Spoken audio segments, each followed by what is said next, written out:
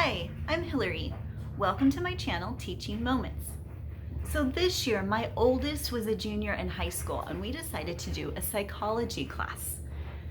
We used Homeschool, Psych, Preparing Christian Homeschool Students for Psych 101.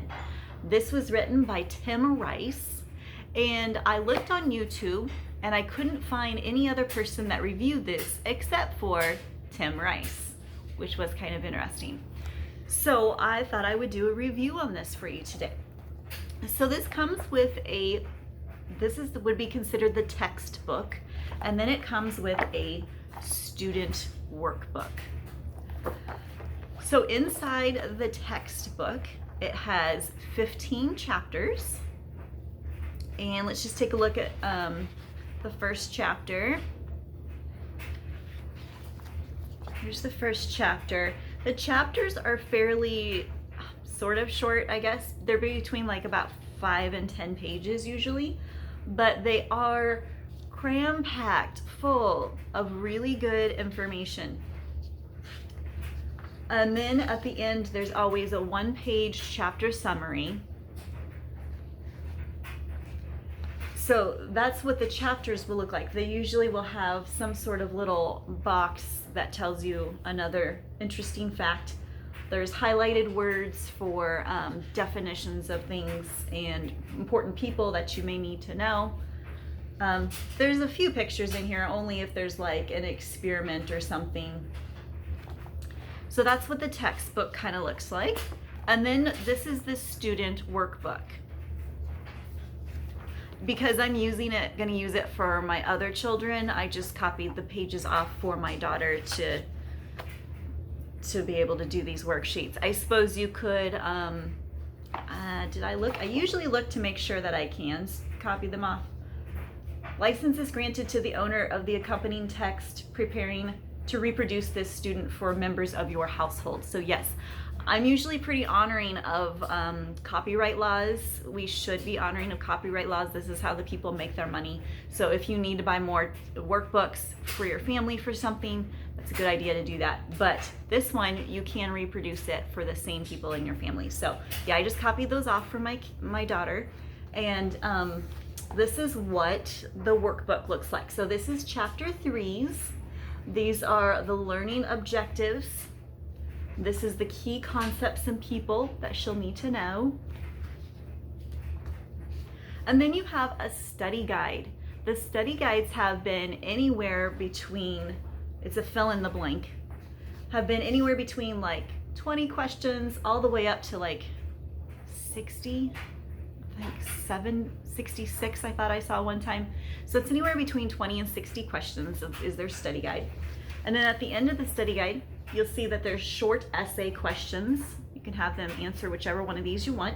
And there's also for further study, he gives some websites of places you can go to learn more about that particular topic. There's more of it on this page, as well as topics for dinner time conversation. I hope that you can see those well enough. And then there is a chapter 3 quiz. Every chapter will have a quiz, and those are multiple choice. And this particular one is 23 questions. They're usually close to 20 questions. They're not usually too terribly long for the quiz. So that's what the workbook looks like. So let me start off first with the thing that I didn't like, and it was actually my fault. I didn't like that I didn't give us enough time to do this. I tried to stick this course into a 1-semester course. I would do this 3 times a week with my daughter, and then of course on the days she had off, she had some homework that she was supposed to be doing, like her study guide. But because I shoved it into 1 semester, and I wish I would have done it into a year, I felt rushed. I felt like I couldn't do all the things I wanted to at first. I had her do some of the essay questions, and we would discuss some of the dinner time conversation topics for dinner time conversation. I love that he added that. That's really cool. But then I was feeling like it was just too much, and I didn't know if we would get through the material in time. So I ended up just having we read it together, and then we had her do the study guide, and then I would take a day and go over the study guide with her, see if there was things she didn't understand or that she missed, and then she would do her quiz, which is where I graded her on her quiz all the time. I started grading her on her study guide, and then I realized she wasn't always understanding some of the concepts, and that's where I could catch it at. So by the time she did her study guide, I knew if she understood some of the concepts or not. So of course you can do it whatever way works best for you, and I may do it different for my other kiddos. That was just what worked for her at the time. But so what I was saying is that since I stuck it into one semester, I feel like I ran out of time. So we ended up not doing the essay questions, and we didn't do as many of the discussion questions either. It was basically just read, study guide, quiz, read, study guide, quiz. And we still ended up skipping the very last chapter of the book. So that's what I didn't like about it, but that was my own fault. I should have probably put it in a full year, but I didn't. So now I know. So with my next child, this will be a full year course. I will also like to point out that it was in this book. Chapter 7 was rather difficult. I even left myself a little sticky note, so when I come here with my next child, I will know. Chapter 7 is difficult. Consider not grading. You know how sometimes they have tests in school and they'll take out your worst grade? I figured, you know what, let's just do that. It was really hard. Like, we read it together. She did her study guide. She got quite a few of them wrong. So we went back over it together. And this chapter is on learning and memory. So it was very interesting, but it was also very technical. It's the things that you were studying, the words were so close in nature. Like, you would be studying one concept in one paragraph, and then the next paragraph would be another concept, but it was just slightly different than the concept you learned before. So it had like the same prefix, but just a little bit of a change of a word, like medical terms do, you know. And it was hard to find. I could understand why she had the answers she had for her study guide. It was hard to figure out some of the answers I couldn't even find in the book, but I had the answer sheet. So I was like, okay. So I ended up not grading that one for her, but we did go over it, make sure she understood the basic concepts of it. Learning and memory, it was still very interesting, but it was difficult. It was a tricky one. So that would be probably my two main things I would say about maybe what I didn't like about it. The only other one would be the words. The words are big, but this is a preparatory class for college psychology. So the words are going to be big. There's a lot of really large words strung together. If you've watched my channel for very long, you know that my 4 kids all have dyslexia, and my one that just did this book has severe dyslexia, and we have been working through our Barton program to be able to get her to reading better, and she's doing so much better.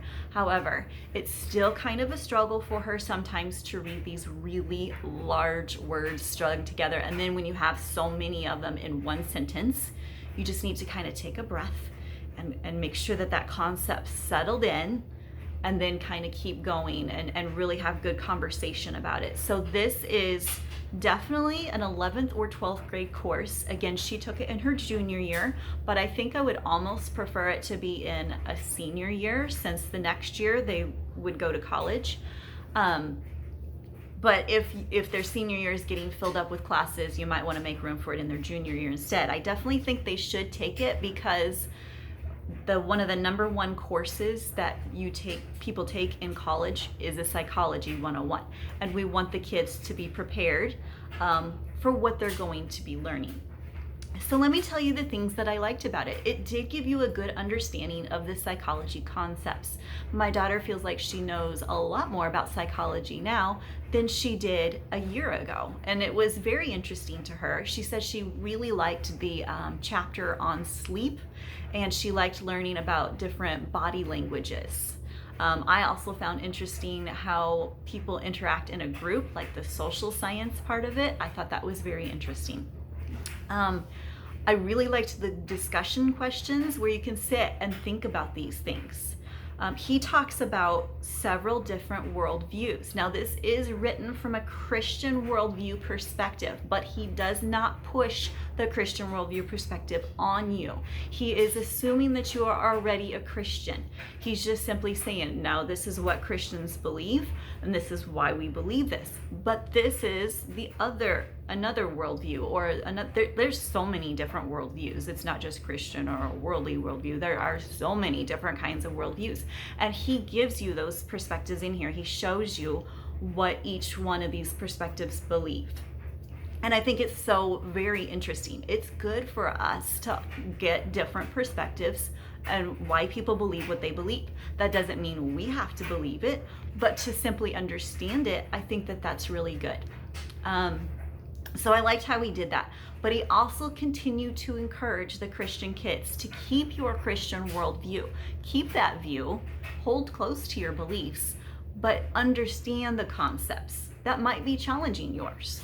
And so I really liked that. I think it's going to prepare the kids for what they're going to face in college and what they're going to face in the world. Let's see here, what else? Yes, so those were probably my main points. I do want to send out a little warning here.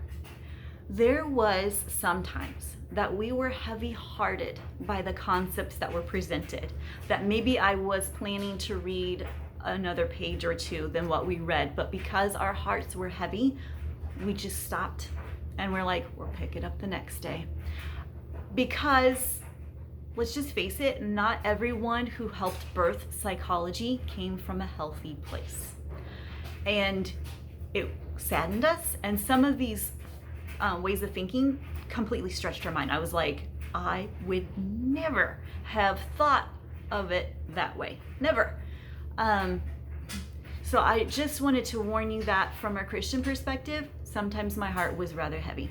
And also, it was a lot to take in. There was like each paragraph is so rich with content that, like I said, we would have to pause sometimes and just, do we get this concept? Are we understanding what they're saying and what this experiment taught? Or I really liked the science part of it, but I was saddened at how some theories came about, or what some of the fathers of psychology were birthing. So I thought it was interesting that this is a very young field of study compared to our medical world out there. The study of psychology is a very young field of study. So I thought that was interesting too. So I would say I did like this book. I thought it was a complete book. It was a good book. I like the way that it did it. Oh, another note. When you are making this up on your child's transcript, I did this class to fulfill a requirement for my state, a health requirement for my state. I figured mental health, right? So that's the requirement I was fulfilling. Come to find out, when you put it on the transcript, it is actually considered a social study credit or a social science credit. It is not a health credit. So who knew? I didn't know, but apparently this is my first go around with graduating a child from homeschool. So now you know too. So let's see, I think that was everything. I really did like the book. And again, if you have a child that's planning on attending college, I would highly suggest this book, and certainly a psychology course. And if you are a Christian, let it be from a Christian worldview. We definitely need Christian psychologists out there, Christian counselors. We need, oh gosh, in the world that we're in right now, pandemic 2020, we know mental health is a big deal, and we want people out there to help other people. So I say grow the next generation. Let's get them doing things like this. But don't be afraid to tackle this on. I really enjoyed it, and it's great to sit down with your kids and have those discussion questions and get them to think about why they believe what they believe, or what do they think about this idea that was just presented, rather than having them move across the state and then be presented all these ideas. I think it's good while they're in the covering of the home to be able to kind of hash some of these things out. So anyway, that is my review on homeschool psych curriculum.